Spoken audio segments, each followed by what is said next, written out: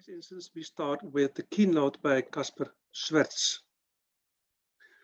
It is with great pleasure that I can introduce our second keynote speaker, man with wit, but also a young, talented Flemish scholar working at the Flemish Archival and Heritage Center of the Flemish National Movement in Antwerp. He's also teaching at Antwerp University and holds a postdoc position at the Center for Political History there.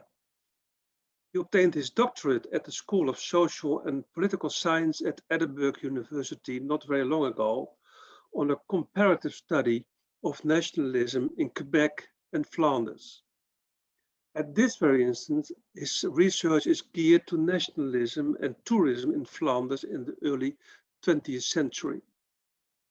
For this occasion, Casper prepared a paper on the destruction of the IJzertoren and how editorial cartoons commented the event from different angles and in a wide variety of newspapers and magazines. Casper, the floor is to you now. There we go. Can everybody hear me? Otherwise, just put it in a chat, and I'll try to raise my voice. Even though it's a little bit difficult, I have a little bit of a sore throat, so if my voice breaks now and then, sorry about that. Anyway, I'll start sharing the screen. There we go. Put this on the entire screen. Well then, good afternoon, everyone. Let me start by saying thanks to everyone for being present at this online meeting, and of course the organizers for allowing me the opportunity to give this presentation. I surely hope that everyone is not bored yet of staring at a computer screen, as I think the last year has shown us how it can be a strenuous task to keep looking at a screen for a whole day, even more so right after lunch. Now, I'm not gonna divulge any more into lunch and just go straight into the topic. To start this presentation, I want to start this presentation with a little bit of a confession. I am an avid fan of the writings of Benedict Anderson. Most people, of course, know Anderson from his seminal work, Imagined Communities, but I myself am actually more intrigued by his writings on Indonesia.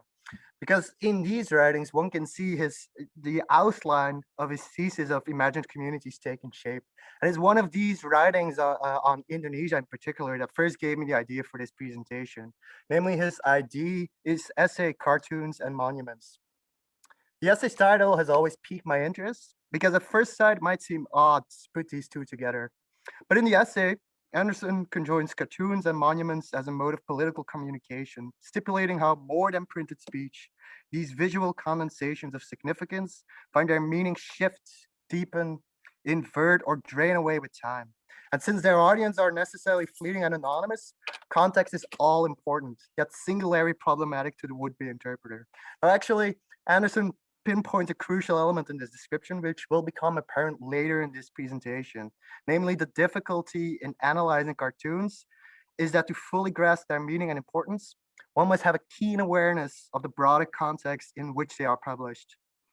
Anderson would go on throughout his essay to illustrate how both monuments and cartoons function as political communication. But what suddenly struck me during the umpteenth time of reading the essay was that Anderson did not consider the possible interdependence between the two.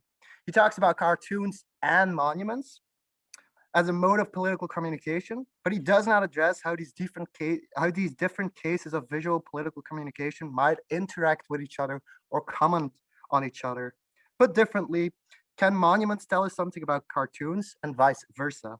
Monuments, for example, can commemorate cartoonists or comic figures. In Belgium, for example, one can find a monument dedicated to the popular Flemish comic duo Suske en Wiske, or, and I believe the more international listeners are probably more familiar with this figure, there are statues dedicated to both Tintin and his creator, Hergé. Now, considering the premise of this conference, I want to analyze it the other way around. Namely, how do cartoons portray a monument, in particular one that has been destroyed? And to further explore this relation between cartoons and a destroyed national monument, I will focus on the case of the IJzer Tower. Just as a brief overview, I think most people have seen the video, but I'll just reiterate it for people that haven't seen it yet. The IJzer Tower was a prominent monument for the Flemish national movement before, during, and after the Second World War.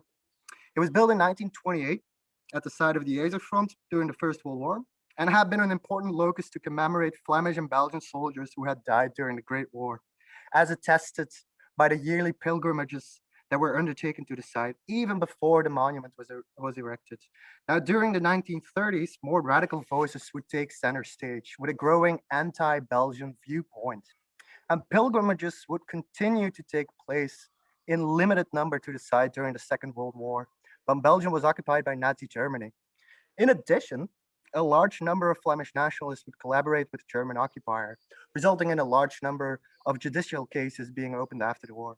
Now, this all resulted in a tense and disquieting post-war Belgian context. And it is in this context that the destruction of the monument took place. After a first attempt had failed in 1945, on the night of 15 March 1946, dynamite was used to completely destroy the monument. Now, what's curious about the destruction of the monument, of course, is that the perpetrators of the destruction were never found and persecuted. Ultimately, reconstruction of the tower would begin in 1952, and the new monument would ultimately be completed in 1965. Now, for the rest of this presentation, I'm going to focus on the years between 1946 and 1952, because in the years between the destruction of the monument and its reconstruction in 52, cartoons would play a prominent role in conveying the destruction of the monument to the readers of the explicitly pro-Flemish newspapers and satirical magazines. As Anderson pointed out earlier, it is an arduous task for an interpreter to grasp the layered meanings and significances of these cartoons. And while I think it is difficult to delve into the very detailed aspects of the cartoons in the limited time I have, I believe certain elements can be highlighted that show just how intriguing the role of cartoons are in the construction of the visual meaning, particularly in the case of a destroyed national monument.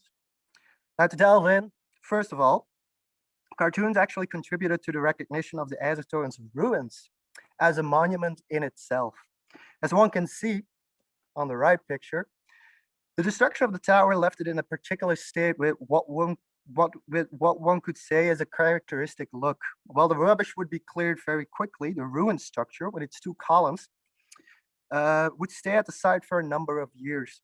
Now, this sort of picture, which was frequent in the newspapers immediately after the events had took place, would often form the basis for cartoonists to comment on the issue of the Eiffeltoren and its destruction in the following years. As one can see, for example, in the next two examples, with one of the two being part of the aforementioned popular comic Suske and Wiske. So there's a ruin here, and there's the ruins right there. So they're often included. So what happened in the years between destruction and reconstruction is that cartoonists contributed to the widespread recognition of the ruins.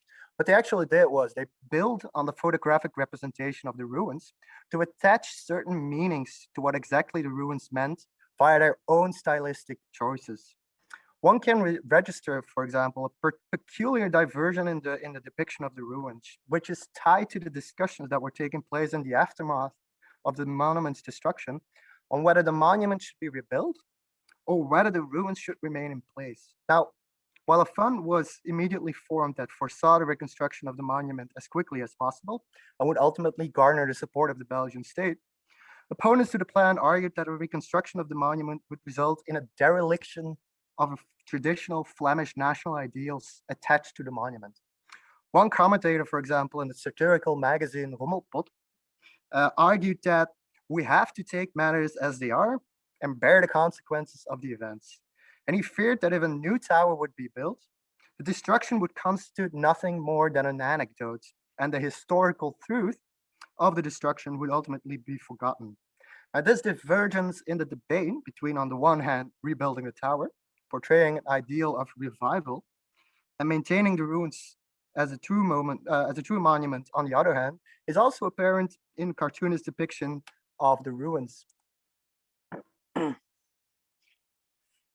Proponents of the reconstruction of the Eiffeltoren, for example, depicted the ruins mostly in a pitch black manner, as illustrated by the image to the left. It was actually tied to the idea that the destruction of the monument constituted a dark page in the history of Flanders. Moreover, the portrayal of the ruins as pitch black worked as an antithesis to the ideal of the reconstruction. So while the ruins might have been a low point, the reconstruction was perceived as a true revival and would form a high point in the history of Flanders. It is no surprise, for example, that in 1948, when the pilgrimages resumed, the phrase that is used to adorn the leaflet is called resurrection. So it's the idea that a new tower symbolizes revival or resurrection. So there's an interesting interplay between, on the one hand, the dark ruins, and on the other hand, the illuminating effect of revival, as illustrated here by the tower and the cross that rises out of the ruins, and the recurrence of the letters that adorned the old tower, and just as an FYI, the new tower as well. AVVVVK, which translates to all for Flanders, Flanders for Christ, expressing an ideal for unity. Now, of course, opponents to the reconstruction of the tower unsurprisingly depicted the whole scene differently. The difference between the image to the left and to the right highlight their difference in meaning. So the first obvious element is, of course, is that the ruins are not portrayed in a pitch black manner, whereas the picture on the left is in a pitch black manner. To the right, it's just seen as a ruined structure. The second element is that there's a difference between what rises out of the ruins. Whereas the image to the left portrays a new shining tower rising up, the image to the right portrays a Flemish lion, the national symbol of Flanders rising up out of the ruins. It actually conveys the message that a reconstruction of the Eiffeltoren would not entail a national monument dedicated to Flanders, as opponents believed that only the ruins could, but a tower that also contains external, i.e. non-Flemish motives, which is why they also post the letters, the ideal of unity, in between the rubbish. Now, in the case of this cartoon, for example, the idea of external motives and interests is further illustrated by the tall gentleman, this guy right here, representing Camille Huysmans, Flemish socialist politician and briefly Belgian prime minister between 46 and 47, actually fondling Marianne. So Marianne is a depiction of France, based, of course, on the very famous painting, who's actually holding a large sum of money, presumably for the reconstruction of the tower, while he's also blocking a little pilgrim entry to the site. And of course, finally, at Marianne's feet is a little smug-looking rooster, which is the symbol of the Walloon flag, underscoring once again the notion that the reconstruction of the tower would not serve Flemish but Francophone interests. Now, these debates on the reconstruction of the Eiffeltoren were, of course, arguments that mainly took place via the printed press, but these cartoons were able to visually enhance the arguments by relying on stereotypical representations of certain figures or common concepts to underscore a certain point of view. It highlights, I believe, how cartoons could strengthen arguments pro or con by depicting the arguments and the other side in an essentialized form, because the readers understood the context necessary to immediately recognize the subtle and not so subtle elements cartoonists could include in their depictions of the Eiffeltoren and its destruction. Now, this prevalence of context highlights how we should not consider the depiction of the Eiffeltoren's destruction as an isolated case in the post-war Belgian context, but envision it as part of a broader visual context in which the Eiffeltoren and its destruction were only a small part. Certain visual elements or characteristics that the audience related to the national monuments could be reintroduced in other settings, conjoining the destruction of the national monument to other, possibly larger issues of the day. Consider, for example, the following image or following cartoon drawn in 48. It's drawn in 48 after the pilgrimages to the site had been restored. So what happened was a new Isaac cross had been erected at the site, with, of course, the same meaning attached to it, with the same meaning of revival, of course, attached to it, as explained earlier. But on it, we see the inclusion of a seagull. Now, the seagull was an important symbol in the Flemish movement, dating back to the writings of the Flemish poet Albrecht Rodenbach, whose 1909 statue is itself adorned with the bird as well, as we can see right, if it loads, right there. Now, the use of the seagull, or a flock of seagulls, is not surprising because it was a common symbol attached to the pilgrimages and by extension to the monument itself. It regularly adorned the posters for the upcoming pilgrimages during the interwar period, had even figured extensively on the poster for the very first pilgrimage in 1920. So this is one during the interwar period, and we can see a flock of seagulls flying next to the tower. Now this would continue. This the presence of seagulls or a flock of seagulls would continue during the Second World War. So this is in 1943, and it would again be taken up after the war as well. So this is, for example, in 1950. So we can actually, with a lot of confidence, not a lot of confidence, but we can confidently assess that the seagull and the flock of seagulls had become synonymous with the monuments and the site. So it is subsequently interesting to note that the symbol of the flock of seagulls would reappear in completely different settings, tying the destruction of the IJzertoren to other issues in the Belgian post-war context. Both images here, for example, or both cartoons here, for example, include a flock of seagulls, and one can see the relevance of the symbol related to the IJzertoren. Now, the left image in particular makes a not so subtle reference to the destruction of national monuments. The only difference, of course, is that the monument in question being destroyed here is the Belgian National Monument, the column. But I see it's, if I can hide this, like video panel. Oop. Well, this is the Belgian National column. Though, as one can see, the monument is adorned with the symbol of the Flemish lion. So what happened in this setting is the monument is transformed into once again a Flemish national movement. And the visual representation of destroying a national monument in this case is related to the Constitution and to what is known as the King's question or the King's issue. Now, what was exactly the King's issue? Following the Second World War, one of the vehement debates being waged in Belgium actually concerned the future of King Leopold III. So the Belgian king had remained in occupied Belgium during the war, and debates after the war centered on whether King Leopold should return to the throne. The debate had some stark cleavages that are apparent in the cartoon as well, as the liberal and socialist political parties mostly centered in Wallonia, were opposed to the king returning, which is why they are resembled as two stonecutters in the cartoon wrecking the monument.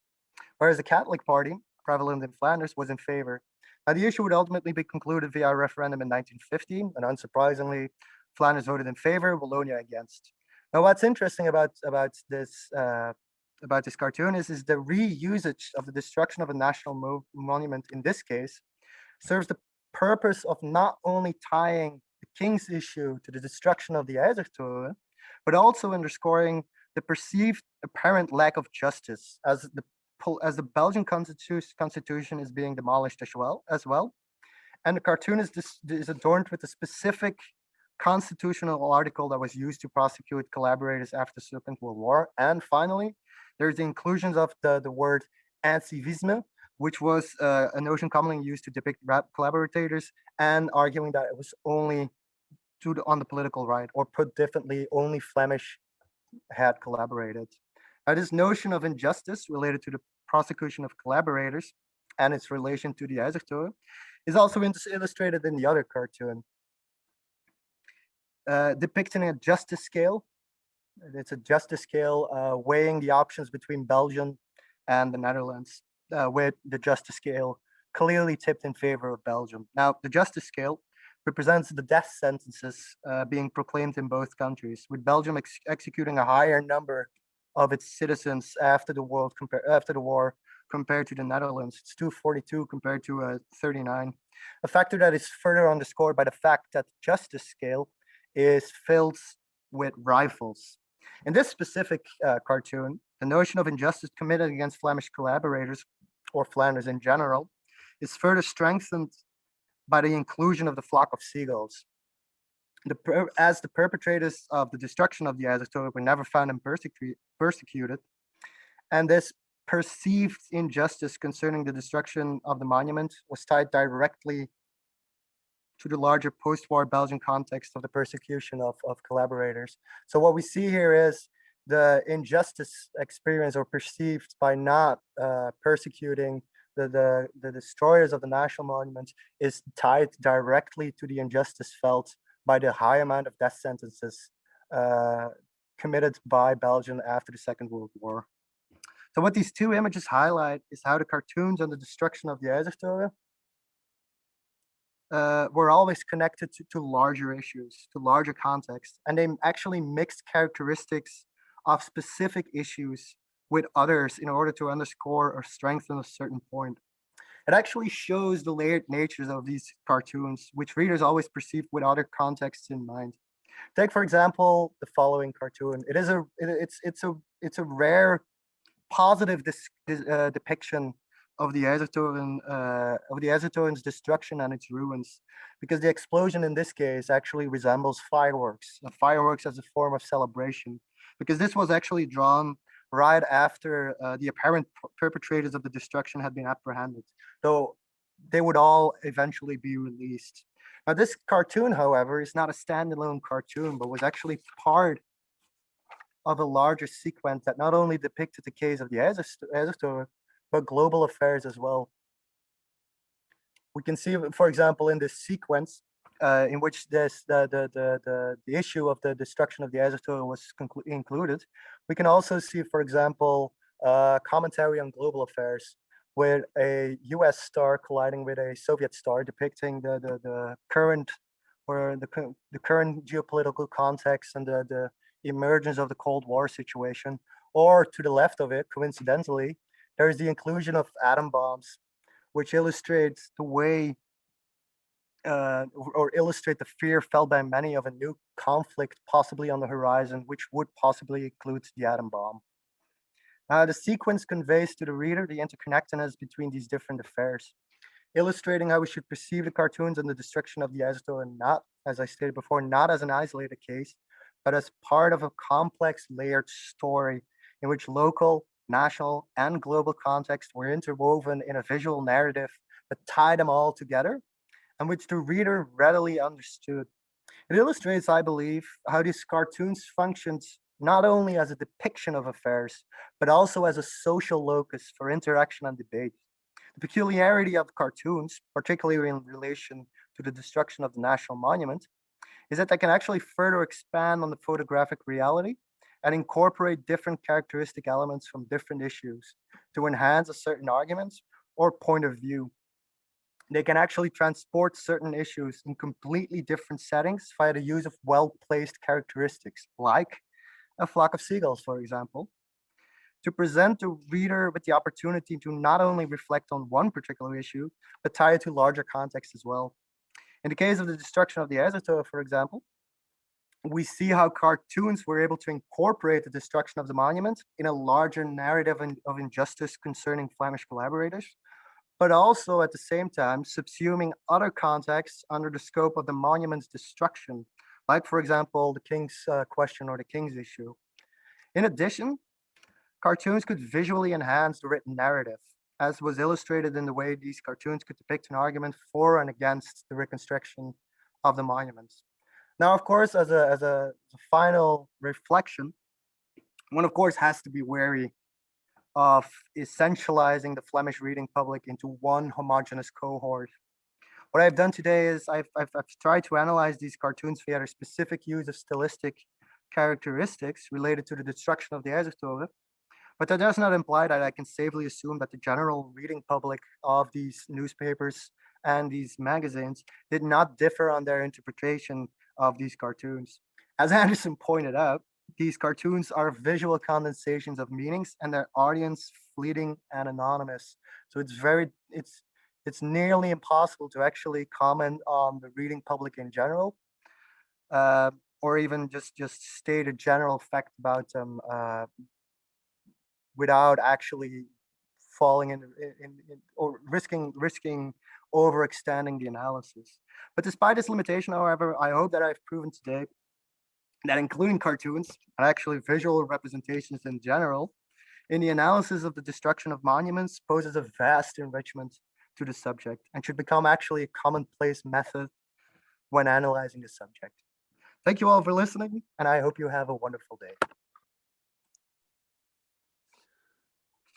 Thank you very much, Cas, for this very interesting paper.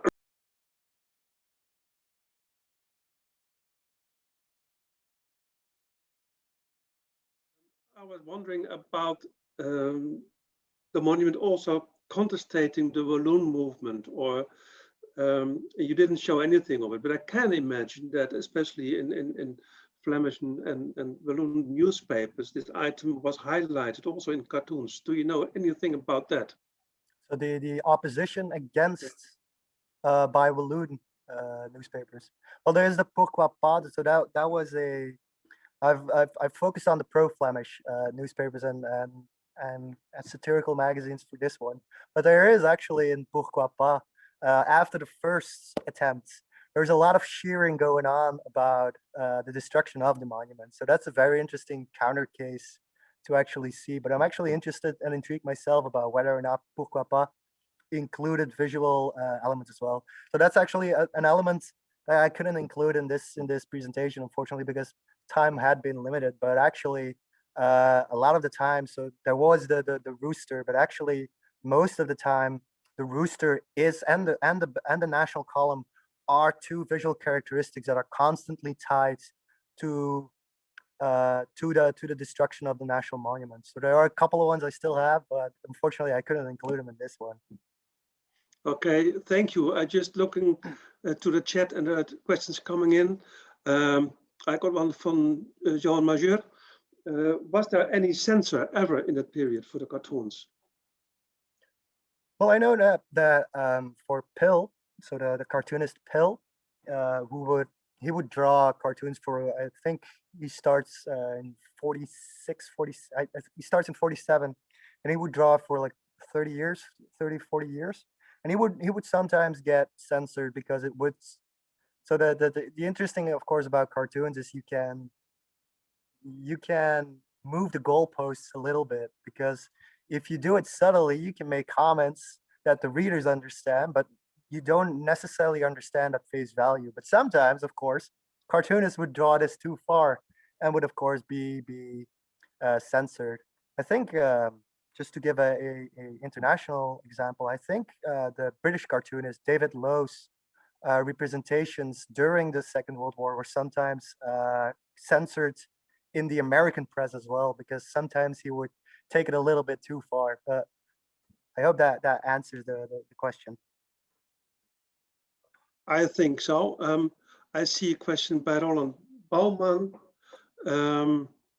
talking about the murder of Julien Lao. Maybe he can elaborate on that item himself a bit, just by unmuting himself, then posing the question to Casper directly. Okay, no.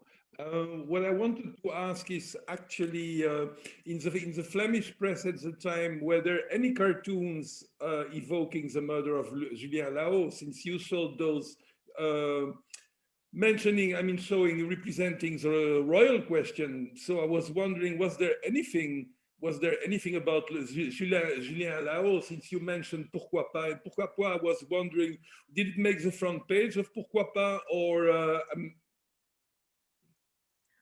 pretty sure it didn't make the front page. I know the series Pourquoi Pas usually something like this, I don't think would make a front page. And Julien Lao, I'm pretty sure that it was mentioned as well. Especially again, there's a difference, of course, between the satirical magazines and the daily press. Pretty sure the daily press would much more include commentary on the murder of Lao than the satirical magazines, for a very interesting reason, actually, because the murder of Lao could be tied to the broader context of that time. Like in these years, there were so many. If you go through the presses, you see so many bombings. You see so many murders going on in these first years after the World War. So I'm pretty sure that some cartoonists could link the murder of Lao to bigger elements, especially in the Catholic press, because every time a communist or non-communist Eastern person was murdered or trialed, they would figure it. It would figure prominently in the press, and they would comment it. There's a lot of anti-communist cartoons being included, so pretty sure that the murder of Lao would get some. No, I think that suffices. All right. I would like to give the floor now to Willem Bekers, who posed a question via the chat, through the chat, but he can pose it himself also. So just unmute and then you're on. I would like to know if also the building site itself of the reconstruction was depicted in any cartoons. I've seen one about the ambitious reconstruction plan by Clement van Himbeek, but are there any others? Is that the one with the cars being able to go up the? Well, that's not a monument? cartoon. That's a serious plan. But I know this. but there's a cartoon of the professor holding a set of plants under his arm and being chased away from the meadow. Do you know of any other similar cartoons? So they actually start in 48. So I have this little leaflet. So this is the idea again of the resurrection, and again the ruins, and then the idea of the site being rebuilt again. And then from 48 onwards, you see mostly before the pilgrimage takes place in August, you see cartoonists dedicating a cartoon to it. So I'm pretty sure there are more of them on the construction sites. Thank you. Okay, are there any more questions? I don't see any hands, I guess, at this very instance. No, okay, then I would like to thank the public, the audience for the questions, and Casper for his beautiful paper.